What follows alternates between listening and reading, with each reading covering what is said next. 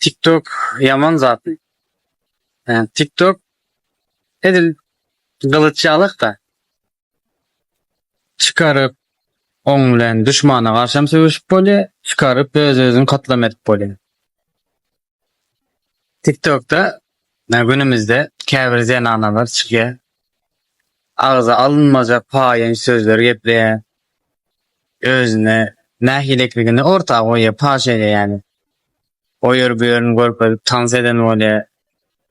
Ve biz köp sağ olsun aýdy şeydenligi üçin özlerini tanatdy. Yani bizlerin uzak durmamız gerek olan adamların kimligini bilip aldık. Ona tarafına ayrı käbirine namusly, har namusly zenanalar var. TikTok'a girse de ona hadisler, dualar ya da bir hikmetli sözler paylaşıyorlar. Yine bu onların kalbinin güzelliğini, amallarının iyiliğini görkezdi. Bir umut söz var da kalp bir denizdir, dil onun kenarı diýdi. Kalpda näme bolsa daşyna şol çykýar.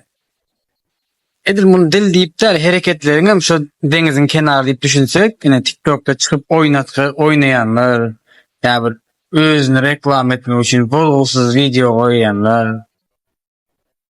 Ne şu denizin kenarına çıkan zat özlerinin kalbinin arası däligini görkezýär. Kalp kır bolsa daşyna da şoňa alap samsyk zatlar çıkar.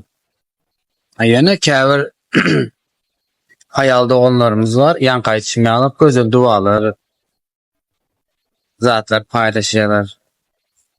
Hani onlardan Allah razı olsun. Şu an anakların sağım köp artsın inşallah. Sizin fikriniz neydi? TikTok uzat mı yoksa uzak durma uzat?